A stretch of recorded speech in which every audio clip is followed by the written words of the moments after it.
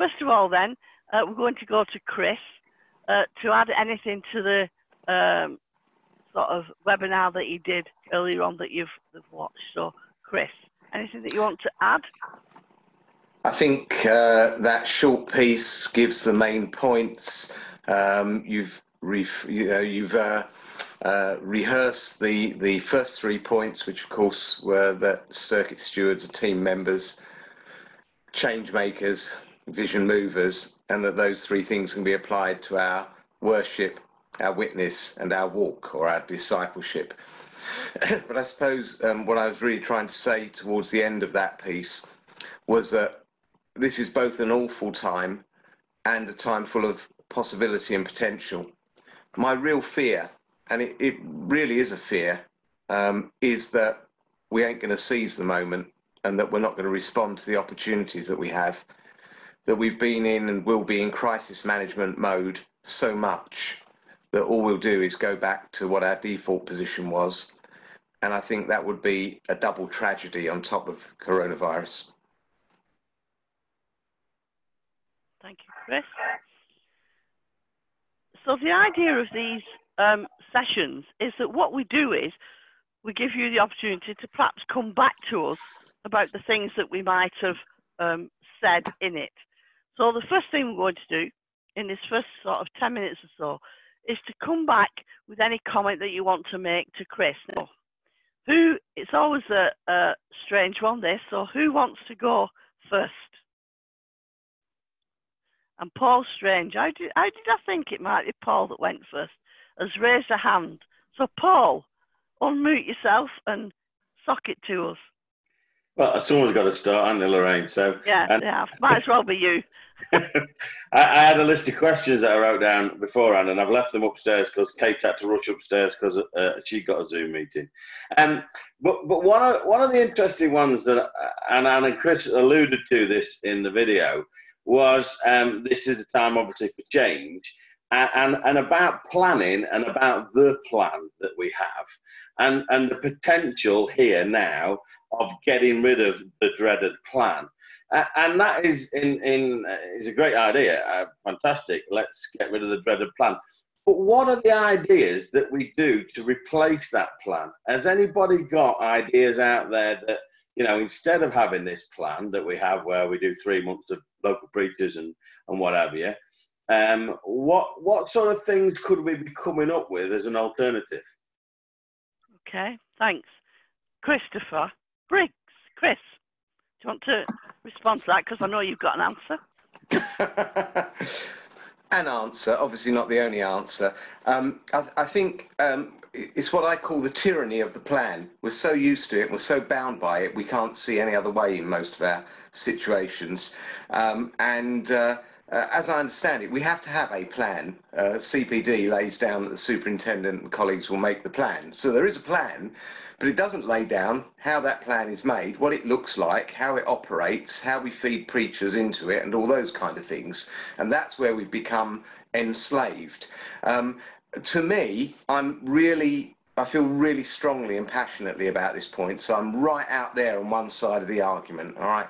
I think the plan nowadays used to work well, used to be fit for purpose. Now I think it breeds inconsistency, a lack of continuity, and it's based more around the desires of churches and preachers than it is around the mission or worship of God. So I'm putting that starkly and boldly because I've given up sort of tinkering around the edges and you know, trying to compromise here and there, because I think we're in such a state in Methodism that now is the time for bold moves. So an alternative to that, this is just one, would be that, for instance, you don't have a 3-month plan. Why are we organising things 5 months in advance? The lack of flexibility that builds in is just incredible. We make a rod for our own backs. So don't make it, for instance, a 3-month plan. Make it a 2-month plan. Or maybe even, if you're really brave, make it a 1-month plan so there's even greater flexibility. But the main problem isn't the length. The main problem is this: preachers going anywhere and everywhere, and churches not seeing a preacher, or the same preacher, perhaps for 2 years, 3 years, or whatever. There's no accountability. There's no feedback. There's no building on what people do. Even the ministers of churches, because they often have quite a number of churches, even the ministers can't build on the continuity. What you could do, though, is build it around teams, perhaps devoted to sections of churches, and make sure a team together. And often when we say team ministry in Methodism, what we mean is we just have a group of ministers that chase around. I'm talking about a team that brings consistency and continuity to an area. So you have perhaps a team of ministers and local preachers and worship leaders and stewards, say, in a small area, and they take responsibility for that area under the superintendent and plan making for however long. Perhaps you commit to an area for 2 years. It doesn't have to be forever, but what you do, and you start building in that continuity and consistency. So it may be you work with preaching themes which are based around us discerning what the vision and direction of God is in our section or whatever. And instead of having a different preacher every week, perhaps you have the same preacher for 3 weeks running. And you start building that in. But what happens is that team meets regularly, so they have an accountability to each other, and they keep cross-checking about what's happening in the life of churches and how you build on it. Now, that's only one way amongst many, but it just gives an idea. We don't have to be slaves to the way that it works in so many circuits at the moment. Thank you, Chris. I think you get the impression that he feels quite passionate about this. Peter, you've got your hand up. Just try and unmute yourself. There you go.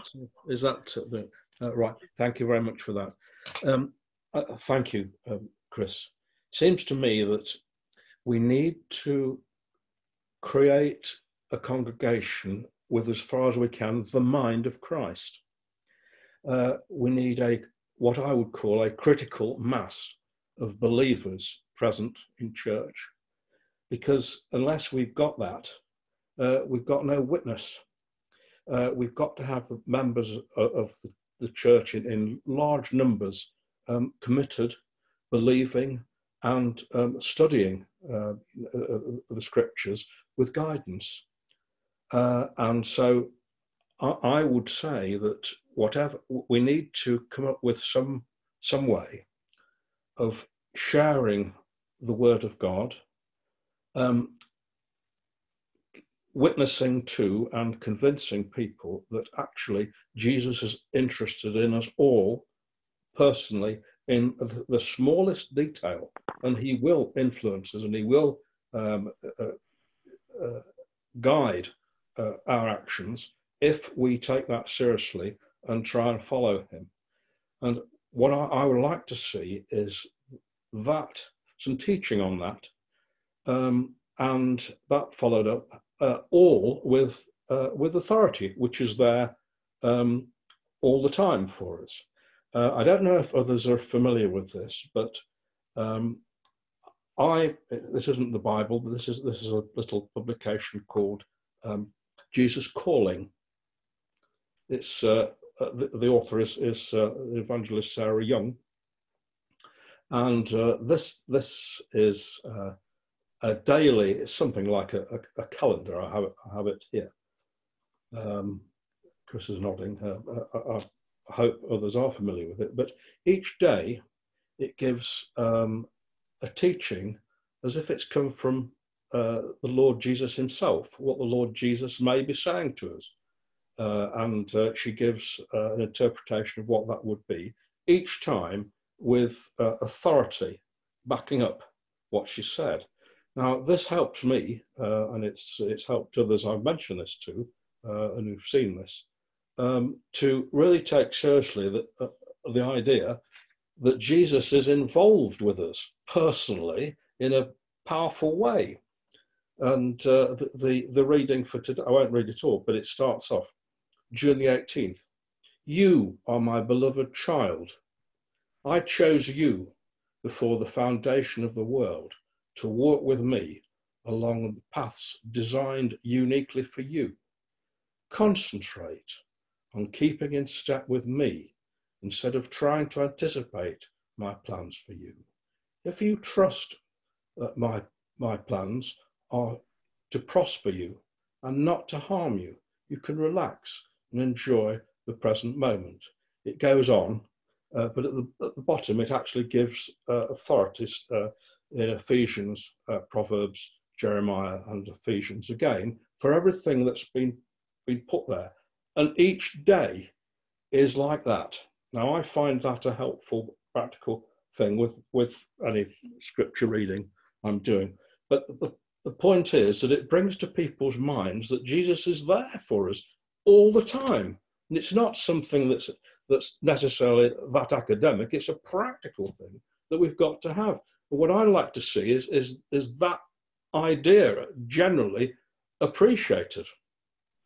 And I think if we had that, I think that would help build the strength of the belief in our individual churches. Peter, that is about, for me, I know Sarah Young's work, that for me is about discipleship. That's about discipling. That's about, as for us, as disciples of Christ, whatever role we play within the life of the church, it's about our own commitment to growing as disciples, is what I would say. Yeah. And for me, and this will sound awful, and it isn't meant to be, but we have people in our churches who what I call Sunday worshippers, but not disciples. Yes. So they come on a Sunday, and they appreciate all that is provided on a Sunday, and they get something from it, but then they come back the Sunday after. And discipleship's about a 7-day week faith. Yeah. And our critical mass is about engaging our people with a lifelong commitment to learning, which then impacts all sorts of things within the life of the church. Yes. So, okay, have we got another question or comment from someone? Brian.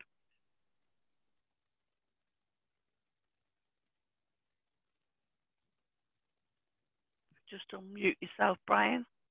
No, I'm clicking on the wrong thing. Can you hear me now? There you go. We can, yeah.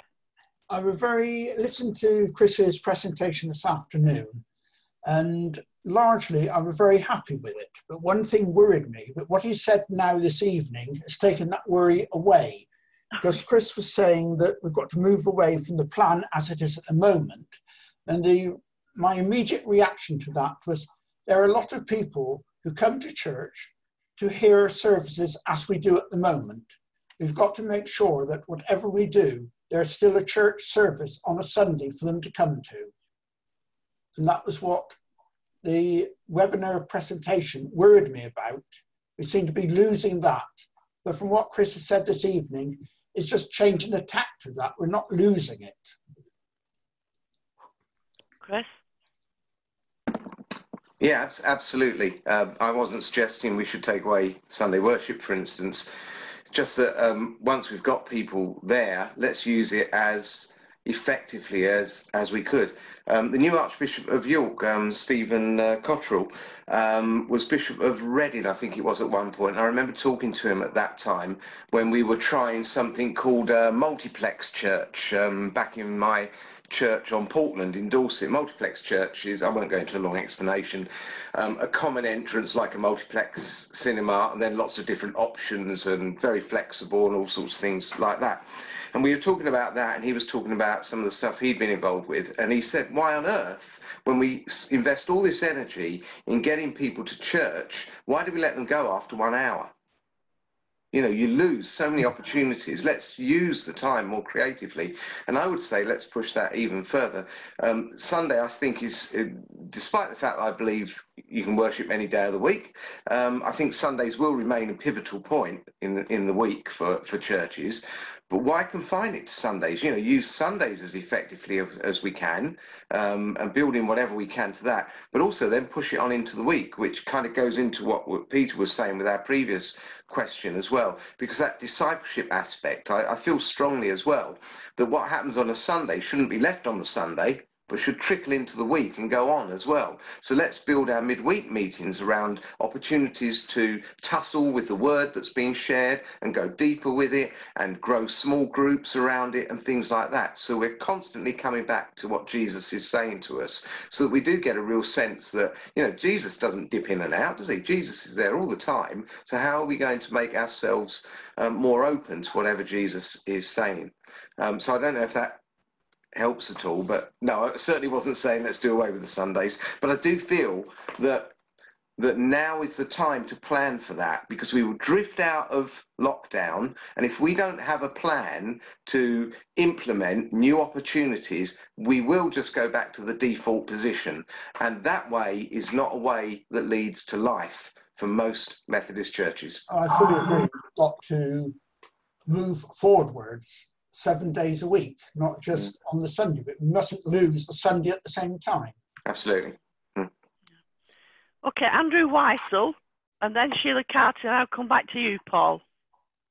Actually, Brian's just summed up in a way what I was going to say about the 7 days a week. At my home church, we've, during this COVID crisis, we've been concentrated on 24/7, and we've been looking at what Jesus did and saying that actually Jesus didn't make churchgoers, he made disciples. And I don't think there are any instances of Jesus inviting people to go to the synagogue, but he did invite people to walk alongside with him, and that was during the week. And I think we get so caught up in inviting people to the Sunday worship, and in many churches, people may come once but may not return. So I hear what Chris is saying. I think there's a lot of good stuff there, actually. Yes. Thank you. Sheila? Yeah, what I was thinking was along those lines, but it's the impetus, it's the degree to which people are willing to commit. I don't think you can expect commitment from the congregation or the members of the church if the preachers are not showing it themselves. If your preachers are Sunday worshippers and not willing to give commitment during the week to different activities, then you can't expect it from members of the congregation. Thank you. Back to Paul. To be honest with Loraine, I think my hand was still up from the first time, so it's probably not. All right. But okay. My comment, though, to what's been said as well about worship and 7 days a week, it's the type of worship that we need to be considering, and also what is the call on the resources. So have we got a vision for new worship? Have we got a vision for evangelism? Have we got a vision to move forward? Not to go back to the traditional what we've had for the last so many decades that clearly isn't working anymore because the churches are emptying. Have we got a vision and a willingness to be able to change and move forward, surely? Thank you. Rosie, then Peter Nelson. Mine kind of follows on from that, and I have to say it's a question from Steve, which he sent me earlier, was through kind of chat we'd been talking about the resurgence really at the moment of sort of smaller groups and cells within churches that seem to be growing through sort of online meetings and through pastoral meetings and things like that. So Steve's question really was sort of around whether we feel that we ought to be developing those more in light and learning from what happened historically and what's happening now, and if people do feel that is one of the possible ways forward, then what would their suggestions be in terms of how we can enabling that to happen when quite often people are quite resistant to change and do want to go back to the Sunday worship the way it was? Yeah, I mean, I always say this, I've been really blessed in my ministry because I've always had churches that I call fellowship churches and house group churches. So they've always wanted to meet in house group. They've always wanted to meet in fellowship. They've always wanted to share the Bible together and and to grow in discipleship.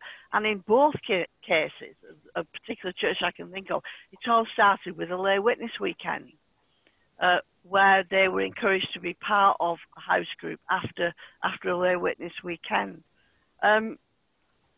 Small groups has always been part of our DNA within Methodism. That's what Wesley set up the class meetings for, and you know, the bands for, and so I think that's really, really, for me, it's how people grow. Because on a Sunday, you can't sort of say in mid-sermon, oh, hang on a minute, can you just explain that to me? Because I don't get it. Whereas in a house group, that's exactly what you can do. And if in a house group you move at the pace of the person who's the slowest, if you like, and because if somebody asks, I always used to say, no question's a daft question in a house group. So if somebody's asking a question, you can guarantee that somebody else is already thinking it as well. So that's the place where I think people grow. That's where the discipleship happens. But as long as they are actually cells divide, subdivide, and grow. Whereas in some places, some people have been in the same house group for many years, and there's a value in that, but they might not want to grow, or they might not want to divide. I remember I nearly caused World War III, in one of my churches, when I suggested that the cells groups split and invite other people to it. I was devil incarnate because I'd done that. Because they weren't set up for that. They weren't set up to divide as cells. They were set up as house groups, stairs house groups, and some of them in the same house group for a long time. So if house groups are set up and cells are set up with the same mentality that they're going to grow and that you're going to invite people to them, then you do see a difference. There's absolutely no doubt.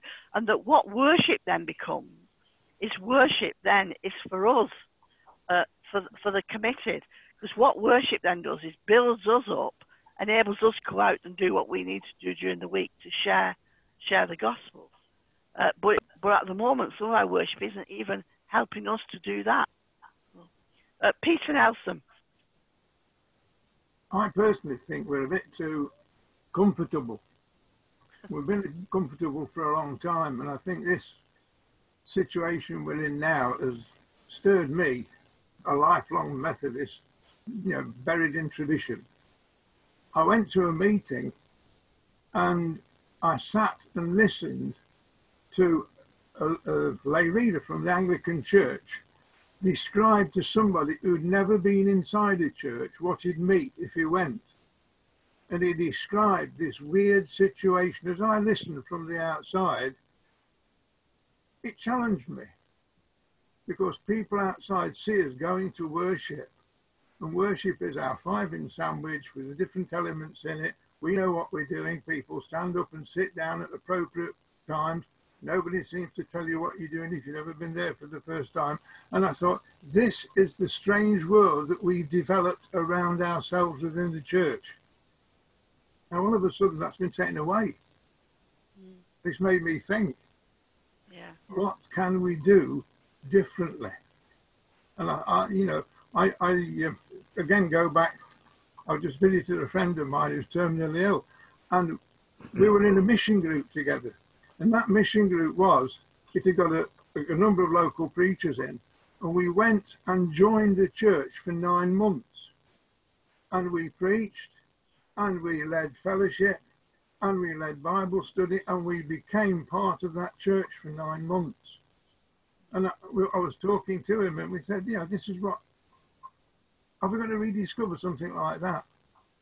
Not just look at the plan, where am I in a fortnight? Oh, yes. Not been there for X number of weeks or years, but that's where I belong for a time, and we've got to commit ourselves to that. The easiest thing for a preacher is to take the complete service himself, because it's the easy way. To involve other people takes time and effort and commitment from both sides. And I think that's one of the basic things we need within the church today, is to get out of the comfortable situation we're in. Be willing to shed tradition where necessary, and to get that dedication to get the congregation dedicated not to the church, not to filling pews, but to Jesus, to send us out. And it's going to be hard. Yeah. Thank you, Peter. Chris, do you want to respond to that? Thank you, Peter. I think that again picks up what I was saying about continuity and consistency. That idea of preachers giving a season of service to a particular church is another way of building that in. And we just need to be creative, and we need to do it now. I don't know, I can't know, I don't need to know at one level how many of you are in regular contact with your wider circuit leadership team, actually not just asking these questions, but saying, right, we will plan now for as lockdown eases. I know that there are ministers under intense pressure to just open up the churches and get everything back to where it was. And they need support. They need support to say, no, we're not going to just go back to what we, but you can't just stop everything without having a plan. If you have a vacuum, something will fill it. And again, it will be the default stuff that will fill it. So it has to be planned now. And I don't know if circuits are doing that, in all honesty. I think I mentioned to you, I sent out 2 communications to superintendents. Now, I didn't necessarily need any response to those communications, but I think I only had, if I discount Loraine, who's super as well at the moment, I think I only had 1 response from a superintendent to the 2 things I sent out, raising the sort of issues that we're raising now. Now, that may be because they're ahead of the game and there's planning in place and we're proactive and we're looking at how we can do things differently. But sadly, I suspect not. So I suppose one of my messages to you good folks is you are in an absolutely essential position to be able to gently challenge the rest of a circuit leadership team, saying, look, we understand this is crisis management, but let's not just sit here and not think of how things are going to go, because this will be the easiest way of bringing in new stuff. Because when we come out of lockdown, it won't be one day we're in lockdown and one day we're out. It will be a gradual easing. And because of that, during that gradual easing time, things will have to be different. Some preachers won't be able to preach, they're still being shielded. Some churches won't be able to open, so worship might be focused on a number of churches in a circuit. Meetings can't just start up just like that because of all the hygiene stuff and the distancing stuff and all those kind of things. So again, there's never been an easier time to introduce some strategic changes, but it needs to be now. So my suggestion would be, if you're not talking about that in your CLTs, you send an email to your super after this meeting. The other day, somebody commented, and I really warmed to the comment, was that it was much easier to go into lockdown than it will be to come out of it. And I think that's a real, again, made me sort of reflect and think, yes, absolutely right, it is going to be much harder to come out than it was to go in. And this is a kairos moment. You know, this is a moment of God that we can't miss. Andrew Whysall. Chris, be encouraged. Mid-Derbyshire circuit, we've got 30-odd churches in our circuit. We're actually looking at radically altering our circuit. Paul Strange might want to add some more to what I'm saying, but we're looking at opening some hub churches, maybe 4 or 5 of the circuit. And we are going to make some drastic changes over the next probably 3 to 6 months, because we know if we don't, some of the churches won't make it. Some of our churches won't come through this, they won't reopen. So we've got plans to make some changes. It ain't going to please all the people, but we're not going to get it 100% right, but we're going to have a go at it anyway. Yes, thanks, Andrew. Kate had filled me in on that. It sounds really exciting, and just the courage to take those steps to try something different is it warms my heart, really. I think I'm at the stage where I think, you know, people say we don't want change for change's sake. I kind of know what they mean, and I kind of agree.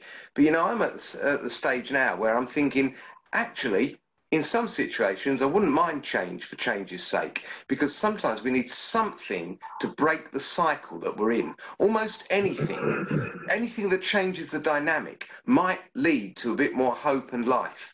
You know, now I don't mean just any old crazy idea just for the sake of it, of course, but even an idea that fails, well, we learn more from the failures usually than we do from the successes, don't we? So let's have the courage to fail. Let's just try it. If we sense God is niggling us about something, let's go for it. And then if it all falls around our ears, we're a bit embarrassed. Oh, so what? You know.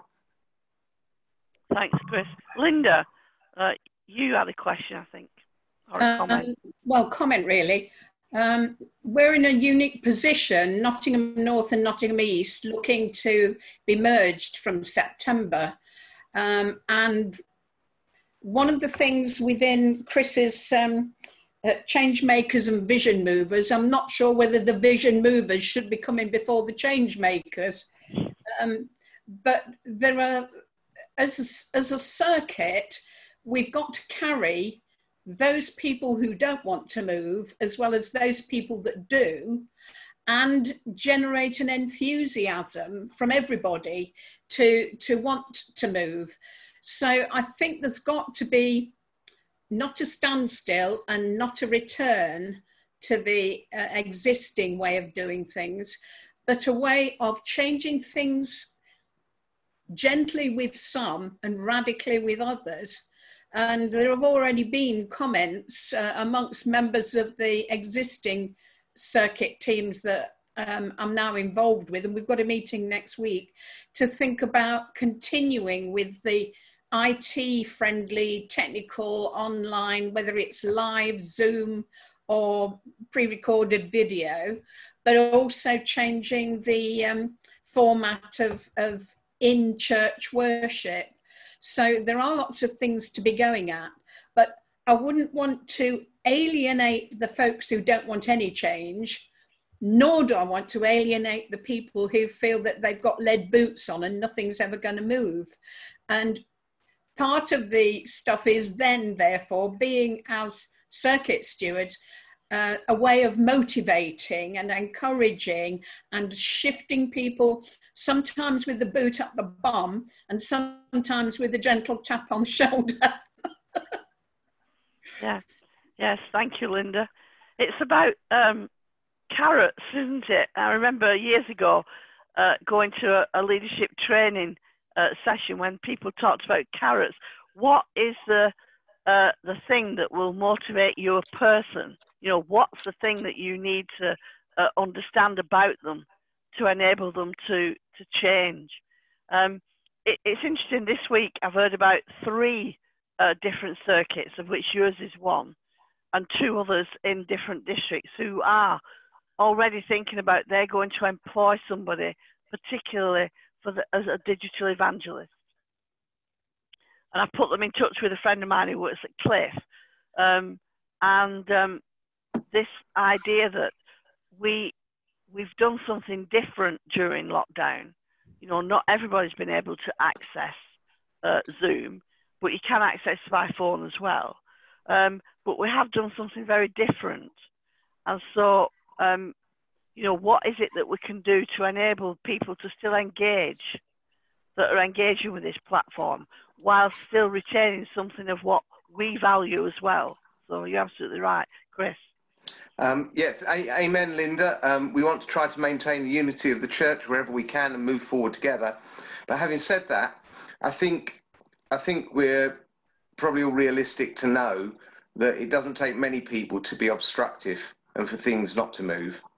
And somewhere the church has to weigh up whether it's going to go God's way or stay with those that want to create merry hell just to stay where they want to be. And, you know, I'm just putting it starkly again. If we've properly discussed something, if we've given a vision, I'd take your point about the vision perhaps be in before. And vision casting is very important. It's not so much a part of our language in the Methodist Church, but it is in lots of growing churches. Casting the vision so that people can catch the vision is really important. That's one way of getting people behind us. But there will be people that are deliberately obstructive. They won't want anything different, and they dig their heels in, they threaten to resign, and they glower at every meeting they go to, and they do everything they can to be mischievous. At that point, I say, well, we're really sorry you feel that way. We pray that you'll stay with us, but we understand if you can't. And I'm sorry if that sounds harsh, but I think for too long, we've allowed people to control the church. And as I said in another circuit, the circuit steward here from that circuit, too often we end up with the tail wagging the dog. Okay. Thank you, Chris. I'm going to put you into breakout rooms now so you can have conversations on a smaller scale. Introduce yourself, say where you come from, which circuit you're in, and just talk generally about anything that you've come with a question for, or that you want to comment on Chris's video, anything at all really. And then when we come back, it might be that the groups want to ask some more questions. And I've got a couple of questions that I'll share that came to us today from somebody who can't come, but ask some really pertinent questions that I think you might be interested in. So I'm going to create 6 rooms. There's going to be 4. In fact, I'm going to do 5 rooms. I'm going to do 5 rooms, so there'll be 4 or 5 participants in a room, because I'm not going to join a room. I don't want just 2 people talking to each other. Okay, so, and it'll remind you when to come back. Okay, just one question to get you sort of thinking really, and that came from a circuit steward this afternoon who couldn't come tonight, but this is the question. The president of conference as a lay vice president, would it be useful for there to be a lay person at the level of deputy chair to represent and recognise the importance of lay work within the district? And I thought that was a cracking question, which gives me the opportunity to tell you about the fact that we're working at the moment on a regional level. This is a direction from conference about looking at what leadership looks like across a region. And we're looking at things like doing probations together, doing complaints and discipline, personnel, probationers, all sorts of things. But also, what does leadership look like, and what do we need in the region? We already have the learning network that works on a regional basis, and so we're looking at that. But I think it's going to be a very interesting step forward for us, and it's something that I particularly would welcome. But in the district team, if you like, this is what I said to this person, I tend to use Rosie, who's on our team, who's on the Zoom tonight, as a sort of a member of not the senior team, because we try and work very much as a district team together. But if there's issues, then I'd often direct them to Rosie. And even though she might not see herself as a leader, that's exactly what she is as part of the district team. And of course it helps because Rosie's also a circuit steward. So it is something that we're actually thinking about. So I was able to respond positively to the person who asked the question today. So in the groups, let's have a think about anything that you might have wanted to respond to in the groups. Let's have a look at group 1. Anything from group 1? One of the things that we were talking about, we had a really good discussion, was about the idea of continuing some of the online activities. So Dee was talking about, she's part of a fellowship group that has members who, are not wouldn't go to church necessarily, but feel that they can be a part of that group and are building really good positive relationships, whilst also acknowledging that there will always be some people who that's not a possibility for lots of different reasons. But so it's how we can make sure that we can still make sure that the core things that are happening for those people, such as the ones who can't access the technology, are there, whilst also balancing out the new technology and that reaching out to different people. Yeah, absolutely. I think it's going to be a both and going forward, isn't it? And so those circuits who are already thinking about a mixed mode in all sorts of ways, I think that would be a good place to start for some of them. Start talking that sort of way. We all need to think about it. I need to think about it with you, Rosie, and the team going forward. Do we have to have all our meetings? I mean, one of the things that we've enjoyed is when we're in River Green, we meet every morning at 9:30 to pray. Now, not all the team are there, but while lockdowns happened, at 9:30 every morning, we've Zoomed together and prayed together. And that's been an amazing way in which the team have been able to gel together. But also meetings. We've got people who come from Ashbourne, people who come from Grantham. For our district executives, they all have to be in person. So we, as a district team, we will have to think about those things as well, as will circuits and churches. So, yeah, good question or good comment. What about group 2? Anything from group 2? No, were you all okay? I don't know what number I was. Can't remember what number. Yeah, I don't. It'll have disappeared now. So, what about the third group? Nothing from group 3. I think we really were saying that it would be good to do Zoom and worship in churches. There was some fear of losing people if we changed too radically, too quickly. Yes. I don't know whether anybody else wants to say anything else that I've missed. Thank you, Sandra. That's always a challenge, isn't it, when you're introducing something new? Mm-hmm. I think the challenge for us now, and Chris might have a view on this, is that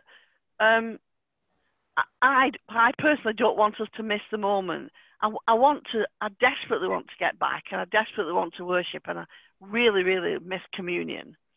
And I want to be able to be with a group of people where I feel an affinity and a joy to be with, which many people do. But at the same time, I want to protect people because we've still got a second spike in Europe, second spike in Japan, second spike in America.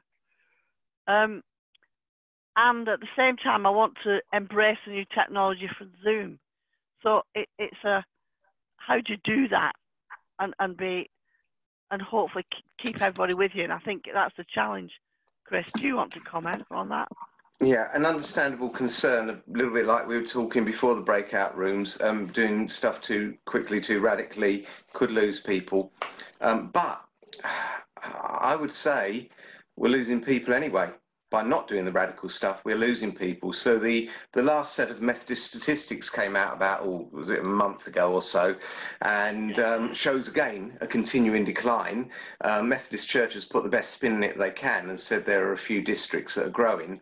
Actually, as far as I can see numerically, none of them are growing, and the only reason they look like they're growing is because there's a different way of counting local ecumenical partnerships, which shows extraordinary revival in some churches, like from 0 members to 220 in a year, and it's clearly just a different way of counting. So I don't think any district is growing in the connection, and within our own district there is, again, if you remove the LEP figures, which seem to be artificially skewing things, there's only one circuit that has grown during the last year, and the award for that goes to Derby Circuit, who've grown overall as a circuit by 6 members.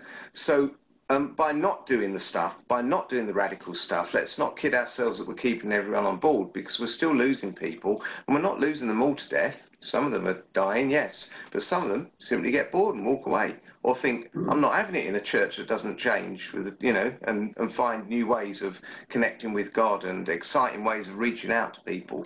So sometimes we understand the argument, but that might not be the full picture. Think of the people we're losing because we're not changing, we're not growing, we're not seizing the moment. Thank you, Chris. Paul had his hand up, and then Rosie. I think this technology thing is a bigger debate, and we've got to be careful.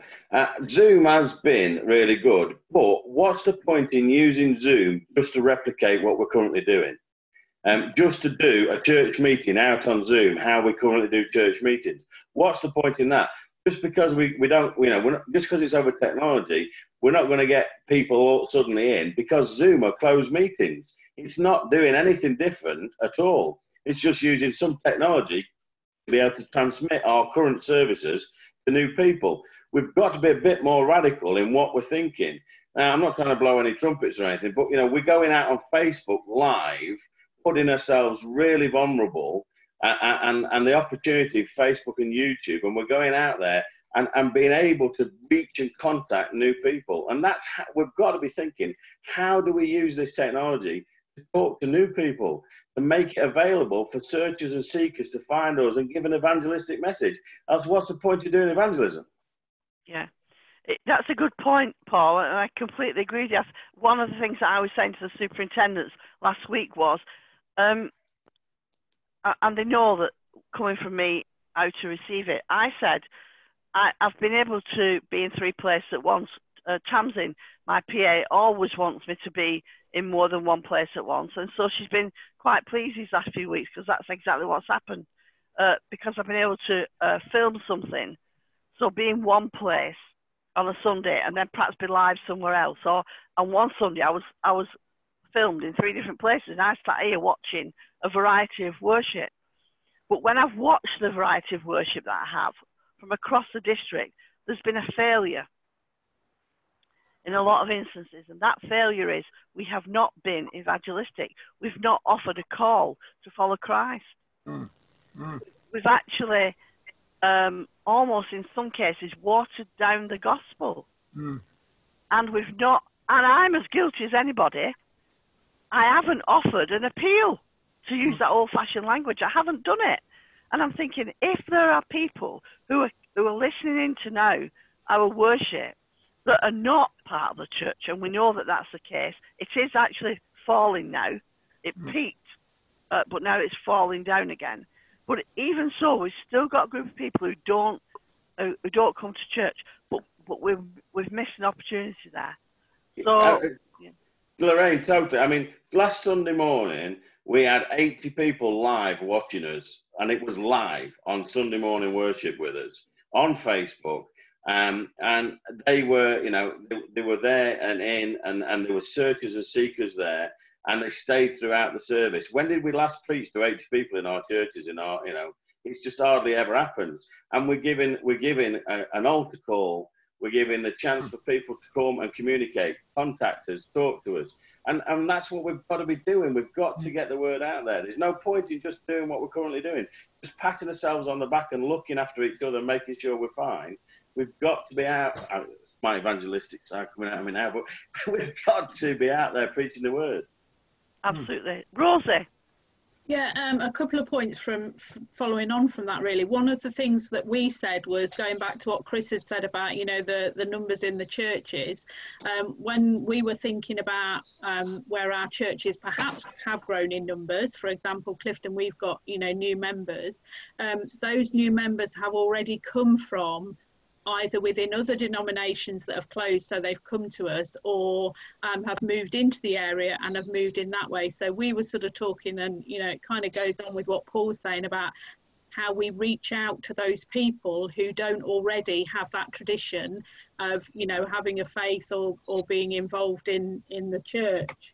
And also following on from Paul, I mean, I totally agree with the idea of sort of the use of digital to get out there and to find sort of new seekers and the Facebook Live and things.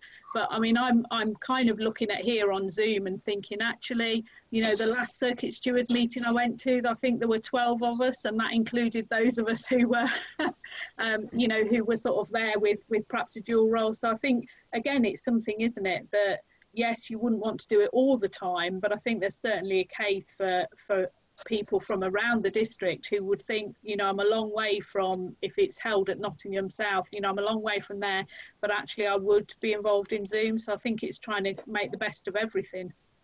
Yeah, absolutely. Group 4, did you have any questions or comments? Well, I don't think my analysis was disagreed with. However, there was a concern that if we pressed forward and changed things, that those that were quite happy to come on a Sunday and that was the extent of their involvement will be put off.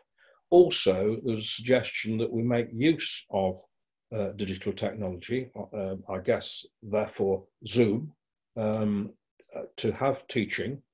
However, then it was pointed out that some people don't have laptops and some people don't have mobiles. So we need to take all those things on board and make sure we move forward, but understand those difficulties for some people. Yeah. There's a number of our circuits doing a variety of things with a phone call now as well, which I think is good news. But not, most people have phones these days, but there are some that don't, and some of the people that want to reach certainly don't. What about Group 5? Did you have anything in Group 5? We tended to spend quite a lot of time thinking about how to bring change in. Yeah. And inevitably, there will be casualties. There will be people who, let's be honest, come to church because it's a social activity they've done all their life and it's the thing to do on a Sunday. You know, why do we go to church? What have we got to offer the world? Not to become a member of the Methodist Church, but to get to know Christ. Yes. So we're about getting people into the kingdom, not into church. Yeah. It's absolutely about radical. Yeah. I mean, Jesus was in the risk business. Yes. He's called us to do what we're doing. Absolutely. A big risk.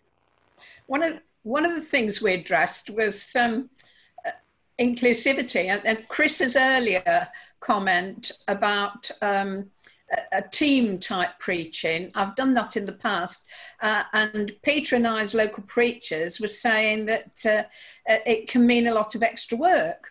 And that's where the IT though could come in, because if you've got links with worship leaders or music leaders or people who read or house group leaders, and you know you can get them on Zoom, it's a way of making a service much more contributory and participative for a certain number of people in that church. I also personally like the team preaching way where you're at a regular church for several weeks, but it does take a lot of liaison communication and planning, but it's well worth doing. And what I really liked, I hope he doesn't mind me mentioning this, was Charles, who said that he allowed for family circumstances when his boy was in a Sunday football team, but they came in and joined church at the end with the lad in his football kit. And I thought, well on you, mate, because it really is good for folks to walk in late, catch what they can and worship where they can and when they can. It's what it's all about. Not worrying about people being there and sitting in a place and regular seats and all that sort of thing. That's right. Well, we were saying it was rather scary, and that if you did turn up late, everyone sort of looks at you as you walk in the door. So you're like trying to creep in unknown or whatever, which isn't quite the atmosphere that you want to, and it certainly wouldn't have been, I don't think, the atmosphere that Jesus would have had, because there wasn't any doors to his services, and so people just joined or left whenever they wanted to. And he was radical in what he believed in and what he preached, and that was a bit of a problem to others. It's come a long way in my lifetime, because when I was a lad, everybody was in the best suit, and the ladies had got all the hats on. If you walked in without a tie on, in jeans, or you got glared at. Yeah. Because of that. So that's the journey we're on. Yeah. It's interesting because I spent quite a bit of my childhood in Africa, and I don't ever remember there being an announcement for the start or the finish of the service. Yeah. No, not in some cultures. Yeah. What used to happen is that we used to go and park our car. We had a little Beetle, a white Beetle, and we would go, and people would be streaming into church. But the first time we went, I remember my mum saying, "Oh my goodness, people late." But we weren't late. It was just things just sort of by osmosis almost happened, and that was a cultural thing. And I always say to people, it drives me nuts when people say, "Well, worship is about an hour." Well, you know, find me a notice board that says we start at 11 and we finish at 12. And if our people can only give 1 hour on a Sunday, then God help us.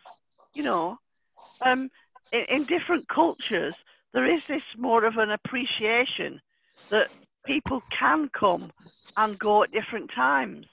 A friend of mine went to, I can't remember where she went, I think it was Sri Lanka recently. And she said she came back, it was the synod. She was asked to go to the synod in Sri Lanka, and it took 55 minutes to do the offering. Just the offering. Because everybody comes and puts their offering, and they sing and they dance as they give the offering, but 55 minutes just to do the offering. I mean, can you imagine for 1 second if it just took 55 minutes to do the offering in some of our churches? I mean, could you get the rest in 5 minutes? people start looking at one another if it goes on a bit, and the people stood at the back, waiting for the minister to walk to the front to collect the offering plate. So did we have another group? A group 6? Did we have a group 6? I can't remember. Lost track. No, I don't think we did. I think we had 5. This is another of the questions today. I've been a circuit steward for almost 3 years, and I found it very challenging. There have been moments when it would have been really useful to talk to somebody from outside the circuit to get a different perspective on things. If a situation is sensitive, it's not always appropriate to go to the usual sources for advice, friends in church-wise supernumeraries. Is there somebody at district we can go to just for general guidance advice that's confidential, perhaps a sort of district circuit steward? Well, over the last few months, I've directed people to Rosie, but also a circuit steward in a number of instances that I know who've been circuit stewards and perhaps retired and are no longer circuit stewards, who've been helpful, and sometimes wise older ministers I've directed people to. So if that's you, what I'm saying is don't struggle on your own. You know, give us a ring, send us an email. We can try and help you if we can, and direct you to what's most appropriate. Okay. Chris, anything you want to add to any of that? On that point specifically or generally? No, generally. Just to reinforce that I think we're about to miss an opportunity. Talk to your supers, talk to your staff, talk to your CLT. Say now is the time for courageous leadership. What are we going to do things differently? Let's make those plans now so that as we come out of lockdown, we can do them. And if we don't do that now, we will miss the opportunity. I think that's pretty certain. Oh, and I'm happy to be alongside anyone at any point, if that's helpful, of course. I agree. Close the church. Definitely. If you do need Chris or any of the district team, then please let us know. We've sent out today, Rosie. Have you sent it out today?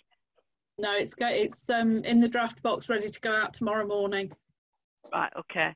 So Rosie will send out a paper that has been written for us about thinking about reopening after closure and the sort of things that you need to think about and to share together. That's going to be sent to the superintendent. So ask them for it. Say, what have you received about what the sort of things that we need to do? And on that gives a list of the people that are in the circuit that can help with certain things. Like, for instance, if it's property to Cliff Lure, if it's about mission to Chris. So there's a list of different people who can help with different things as you think about what it means to move forward and the sort of things that you need to be in place. Because the reality is that in some places, in some of perhaps our bigger churches, and we've only got 4 in the district, bigger churches in Methodism are more than 150. The majority of our churches are in the middle category, which is 50 to about 70 or 80 or 90. Some of those churches will be really good at having the people who can do the risk assessment and could do all the necessary things. But in some of the churches, some of our little churches, some of our rural churches, they won't have those people. They won't have people around who will be able to help them to think some of these things through and to do all the things that needs to be done. So what we've done is we've given you a list of people that you can, some of the things that you need to think about, both not only about the risk in terms of the building, also spiritually. Because it's not just about a risk assessment, it's a spiritual assessment as well we're doing. Because this COVID-19 will have affected people spiritually, physically, emotionally, psychologically. And so, you know, people are going to come back not in the same place as they were when this all started. So we do know in the district we've had deaths of our members. You know, COVID will have affected people in very, very different ways. So it's not just about a risk assessment of a building, it's about a spirituality as well, about a spiritual assessment. Where are we as a church spiritually? And what are the things that we need to do going forward? Yeah. Chris, do you want to say something about that? About the going forward bit or about the spiritual assessment? Yeah. Well, either, both.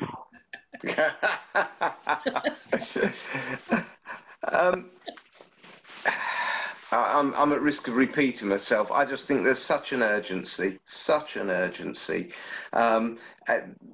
I think the climate within the country is that there is an opportunity to connect with people spiritually. My worry is that we're more obsessed about opening church buildings than we are about connecting with people with the fears and the worries that they have. Maybe they wouldn't name them as spiritual fears and worries, but that's what's going on. There are questions, big questions now about life and death, the fragility of life, the way that community has been undermined, and we're big on community in the church, aren't we? That's a real big selling point. The mental health stuff is obviously going to be huge. It probably is already. It's going to be huge when we come out of lockdown.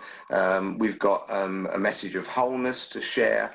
I think an incredible opportunity for mission and evangelism presents itself to us, not just about change inside the church, but if we're not spiritually ready, if we're too worried about, if we're navel gazing all the time, quite honestly, we're not going to be ready to connect with people.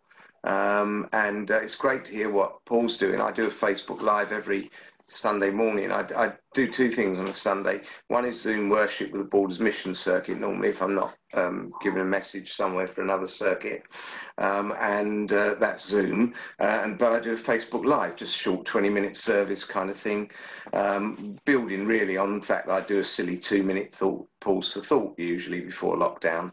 And it is incredible the number that we connect with. But the problem is a lot of our focus again is internal, because we're just thinking about worship, how we maintain our worship.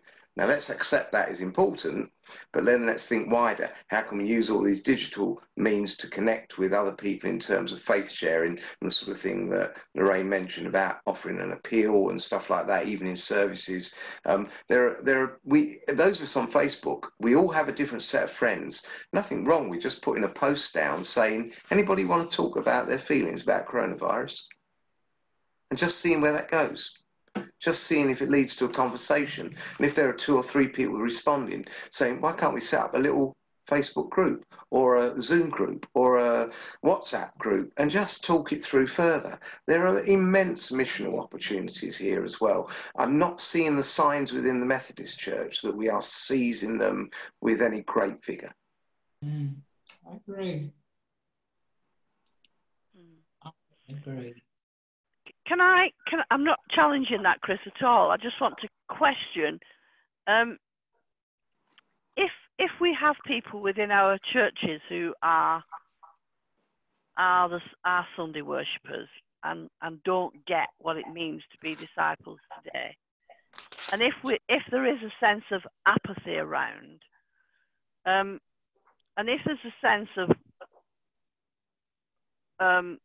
it being just routine going to church on a Sunday, how do we help people then to break out of that sort of mentality?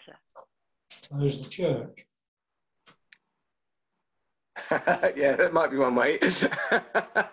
I don't think there's a magic bullet. I think it takes a number of things, and some things work for some people, and some people will never work. If it is religiosity, if it is that this is my social life, then it may be we never get any further, because it's up to people to make their own decision in the end. But I think there are things we can do. Part of it is the consistency of message that's being shared, not just in sermons, but also throughout the week. The challenge to move on in our faith. So we're talking about discipleship.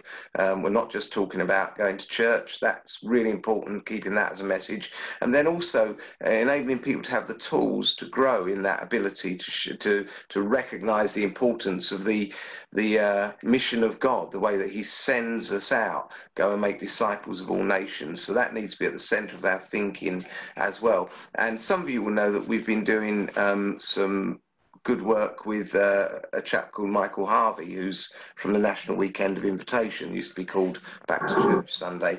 And Michael has been investing time into our churches. He'd do it in yours as well, mentoring people so that we can learn to be an invitational church. Even if we're a welcoming church, in a sense, that still relies on people finding their own way to us. So Michael's point is, how can we be an invitational church? So that's one tool we can use to help people. There are other tools as well. Maybe, I mean, there was a real rush even within Methodism to set up Sunday worship in some way, whether it was by Zoom or Facebook or by printed, sheets that people would have through their door. That's great. There wasn't such a rush to put on digital alpha courses or the equivalent, like many other churches have done that are not Methodist. It's just, we've lost it from our culture. I don't think there's an easy fix, Loraine, but I do think there are lots of different things we can do, and that's one of the ways in which we're happy to be alongside people, asking those questions and offering some suggestions, not because we know it all, but because we're another pair of hands with a different experience, and we share together in struggling with those issues. Yeah. Ashbourne have done a alpha course ecumenically. Yeah, there are 1 or 2. Yeah. The Michael Harvey stuff that we did, Chris, is that still available on the website, Rosie? I think it is, isn't it? I thought I saw it this afternoon when I went on to look for this. So yeah, if you're interested, a few weeks ago now, Chris did an event with Michael Harvey, whereas I interviewed him. It's a fabulous session. So if you've not watched it, do get hold of it. It's still on our website, but it's really, really good. He was excellent. So, Dee, you wanted to ask a question? I did, and you might consider it a silly one, because I'm just a little church steward, a little new church steward. I've noticed that before all this happened, a lot more people came and moaned at me. The amount of, Dee, do you know about this? Anyway, my question is, And one thing that I find a little bit concerning, say for example, we're able to go back to church. And say for example, we get lots of people suddenly coming to church that are soul destroyed about what's happened. They might have lost somebody. They might have lost many people. How are we going to be equipped to help these people? Because I know at the moment, my church, as much as we'll love them and we look after each other and anybody else coming, we will try to look after them. But is there a way that we can, you might already have plans for this, but is there a way that we can prepare? Is there a way that we can educate ground level little church stewards like me that's going to get on a Sunday afternoon someone just completely break down? And as much as people have experience in different things, what does a little church steward like me do? Yeah, thank you, Dee. The next session of this is going to be about. I do a section on top 10 tips for circuit stewards and church stewards, and then Michelle and Becca. Michelle's our Fresh Expressions Pioneer Enabler, and Becca is our Wellbeing Officer. They're doing something on listening and on helping people, and how as stewards you can enable a process of thinking through what it means to be whole, what it means to flourish within the life of the church. So look out for the next session. We haven't got a date for it yet, because what the process is, we do the filming, and then Luke puts it all together, and then we put it out and put a date for the thing. So look out for that. Sheila, you had your hand up, and then Rosie had her hand up. I think really you've just answered my question. I was just going to ask if we could have a little mini training session on pastoral support for these people, but it sounds like you've got something underway, so thank you very much. Yeah, thank you. Rosie? Just a really practical thing, really following on from that. I've had a conversation recently with somebody who had asked a very similar question, and we were talking about just making sure that we've got phone numbers and things accessible so that we can signpost them to the professionals or to somebody who is more appropriate, because I think if we might well understand what it is that's causing the grief or the concern, and actually there are lots of people out there who will have that knowledge and that understanding, and it is about having those just phone numbers, because I know that if I've got that available and somebody comes to me and says, for example, we know that domestic violence is on the increase, they might well come into our church and disclose something, and it's having that information there available, isn't it, to point them in the right direction. Yeah, thank you, Rosa. Okay, our time's gone, but is there one last question for anybody, or one last comment? No, are you all content? That's good. So Sheila, is that a comment or I'm content? A little comment, really. Yeah, something that was sparked up at another meeting. Rather than totally reinventing the wheel, could we not just call back a little into our history, to the old Wesley days perhaps, and go out of the church in amongst the people, like the old days, and get these group meetings, the classes, go back to those. And what is it they do where they go into train stations and they start singing? Can we not do something like that? Sorry? Yeah. Yeah. And flash mob. Flash bomb. mob. Yeah, that's it. Flash bomb where we start singing hymns, or you know, have a mini service in a train station, something like that. Go out there, let them see us, not be locked away in a church. Yeah, thank you, Sheila. Chris and I have been talking about this today because I've been talking to Cliff about college, about how we can link with them, and Chris's passion is mission, and we've done, can't remember how many we've done now. 3, Chris? 3 missions? Circuit missions? Yeah, I think it's about that. And it's been interesting. All 3 have been interested in the different ways. And so, you know, if you think your church or your circuit would like to do a mission, then be in touch with Chris, and that can be a day or a weekend or whatever. We're always up for a conversation about that sort of thing in the district, and wanting to support you in that, and not come and do it for you, but actually come and do it with you and support you in it. So yeah, be in touch with us, and we'll get onto that. Taking it back to where we were. Yes, John. Okay.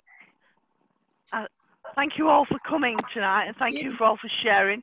We will let you know when the next one is going to be. It'll be in a few weeks' time, and I'm just going to drop on Chris and ask him if he'll close in prayer for us, please, Chris. Thank you. Certainly. Thank you very much. Let's pray. Our God, we praise you and we thank you, for you have been with us and you will walk with us from here. We pray, Lord, for those things which are of you to resonate in our minds and hearts in such a way that we just can't get rid of your voice, and that you would prompt us onwards into your will and your future. And we pray that as we leave this gathering, so we might have a sense of you blessing us and taking us into these night hours, still in your presence, held by you in your love, but ready to face a new day with all the opportunities and potentials that you bring to that. And so we offer ourselves to you. We commit our churches to you afresh. And we pray that as we walk with you, we might learn more of your ways and bring glory and honor to your name. For Jesus Christ's sake. Amen. Amen. So thank you all for coming. You're doing a great job, all of you. You know, you are really, really important to us within the Lifehouse circuits in our district. So keep up the good work, because you're doing a fab job. And I look forward to seeing you around when we get out of this square box. And I wish you all well. Night, and God bless. Bye.